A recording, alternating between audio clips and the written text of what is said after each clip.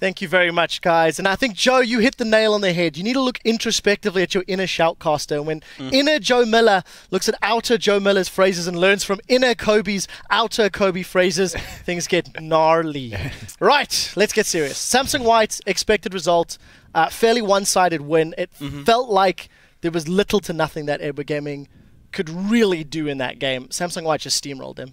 Yeah, and one thing that I want to highlight here too is the Fizz pick from Pawn. And what's so interesting about this pick is that he hasn't played it in a while. And back when he had his former ID of OneSuck, when he played on MIG Blitz, which was like kind of an amateur up-and-coming team coached by Woong, he was known as a Fizz main. And I haven't really seen him on it, but he was a god on that champion back then. And so this is yet another pick from Samsung White, and that just sows even more doubt in TSM's mind now. I mean, at the same time, like, they could have kind of picked whatever they wanted at this point. Like, they realized how strongly they beat EDG last time. They realized there's nothing for them to play. They get first place in the group regardless. So you are right that his Fizz is going to be good, and yeah, okay, he went 10-1-4, but I wonder how much that is just flexing versus actually saying, you know, here's our champion pool we're going to bring up against someone like Blue or Shield or Talking about flexing, pull the first replay up onto your screens. It does really summarize the flow of this game. Freak, you can actually talk us through it. Yeah, so it's basically these guys playing hyper-aggressive over and over just because they can. Go ahead and roll the clip out. It's basically Samsung White saying, hey, we can take a group. I love this Mata Tornado, by the way. Channels it from behind the wall in Fog of War. Then everyone just kind of dives in together. It is a very coordinated team, but this is now a team with a giant gold lead, and they're just going to simply walk forward at you. You've got really good individual duels here as well. Imp goes crazy, of course, even gets to clean up a kill at the end of it all, but it just shows you the team fight prowess. Pawn gets away. Unfortunately, a slight miss by you here to not track him either. I think Imp gets one more. Yep, Imp chases someone down, right? They even keep track of where the retreats go. And Expunge walks away. Yeah, just a gorgeous fight, too. If you look at, there's so many knockups on the composition of Samsung White, and it's one of those CCs that can't be lowered by tenacity. And when they chain them together so well, when you have the Tornado, you have the Jarvan knockup, you have the Fizz knockup, and they all come in boom, boom, boom, right after one after another, it's almost impossible to win a team fight in a choke like that. Yeah, I completely agree. We do have another replay. This is one that really impressed Crumbs, and it's one that's going to strike fear into the heart of every other team that faces off against Samsung White. Crumbs, tell us why. This one is ridiculous. You know, when you see a Korean team, they tell you, oh, you know, they're mechanically, we're just as good as the rest of the world, but when you put that mechanical skill and it's in harmony with each other, the kind of thing that you're about to see is what happens. So roll the clip out, and Crumbs, talk us through what really impresses you. Fizz goes in, dives with the Flash E. Jarvan follows up from like miles away, and then the entire team just takes over. Like, they take a 5-for-0 ace in here. They're coordinated with their cooldowns with the Maokai W and the E Flash, so that every time it's not just one going in, they have multiple people following them up. And they're right there. Janna flashes in to save Fizz from the tower shot with the heal.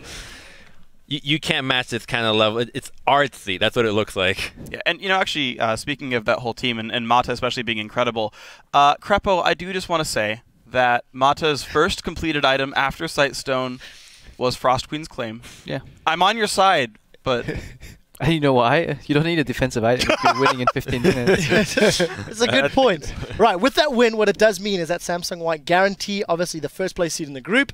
We know with TSM losing to SK, our first quarterfinal is 100% Korea. That will be a best of 5.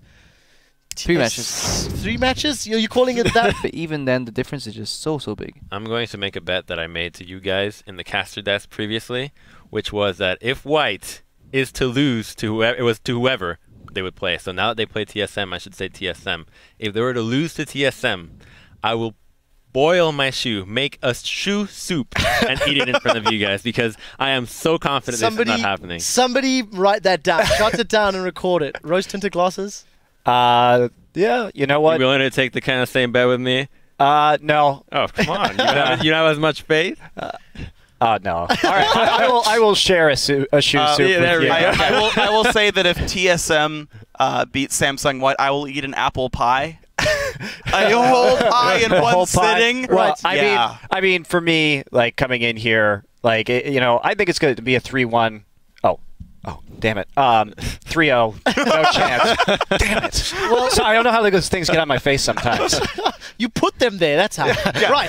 The other consequences of this game is, of course, that with EDG's loss, we do have that second seed tiebreaker match with AHQ coming up in a moment or two. While the teams are getting ready, I believe there's a coin toss to determine who's going to get which side.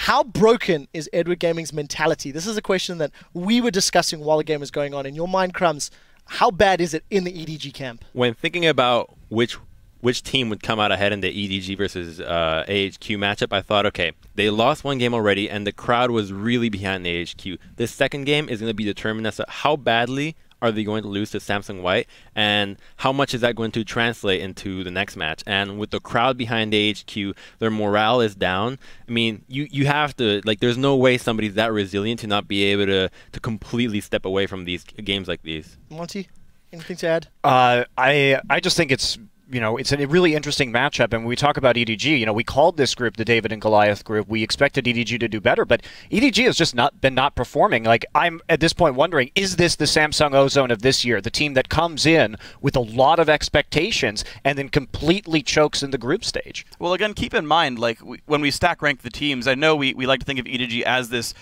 very strong Chinese team, but again, they had the same regular season record as Royal Club. Exact same record, actually was down to them 1-3 in the head-to-head. So it's like they're not heads and shoulders against these other Chinese teams. And again, we look at Royal Club like, yeah, they're pretty good, but we didn't think they had a chance against Samsung White either. So I don't think you can say Edward are necessarily actually that incredibly strong. At the same time, though, they were very much a victim of their own composition last time. They played a slow pole comp and they just didn't respect their power spike. I think if they just go for a more meta-game composition, their strengths will shine through and they should be able to beat HQ. Yeah, I kind of share the same opinion. I actually just want to update everybody and take a look at the standings graphic really quickly for both of these groups A and B, which are drawing nearer to being completed. Group A, of course, Samsung White 6-0, and there's the tie. AHQ and Edward Gaming 3-3, and because they split their head-to-head 1-1, that is why we're going to be having that tiebreaker match. The other side, you do have Starhorn Royal Club, who, in my mind, have looked better than Edward Gaming in arguably a more competitive group. You can put that to the test however you like, but it's interesting to see how these two Chinese squads have fared in the opening 4 days of Worlds. Yeah, initially we all had the notion that whoever comes out of Group A is going to smash and crush whoever makes it out of Group B, but this is definitely the one match that could have been close, which is why I think TSM is going to be really sad that they didn't get a chance to get that #1 seed, because playing against #2 seed in Group A actually gives you a chance to get out. White, on the other hand, looks so strong. Yeah, and it's really interesting as well. Like, you think about the SK story, how unfortunate Svenskaren's actions were, because once Svenskeren was able to play with the lineup, they beat TSM and they beat TPA, whereas they lost to them when it was Gilius playing. And it's like all the SK fans are like, I'm really sorry you did that, because you ruined one of the European hopes to get in the quarters. Yeah, that's definitely the truth. Crepo, final thoughts before we move on? I've actually made all my thoughts already. Thank you, though, for giving me the guys, chance. We do have that tiebreaker coming up between Edward Gaming and AHQ Esports to see who will be advancing to the quarterfinals, where they will face off against Starhorn Royal Club. And we're actually going to see the coin toss to determine who will get the side they want. It is Westo representing AHQ and Edward Gaming's manager representing his team. So that is one of the referees, Tizza, just explain the rules to both of the squads, as we're about to see the magical coin toss happen. We'll get there. Come on, JT, he's flicked it. All right, this is not a catch and flip style. I don't know if the camera can zoom that far. EDG actually have one, and they will be selecting, I think that was blue side, if I read JT's lips correctly. So it is blue side, guys. We will be bringing you that match after this short break.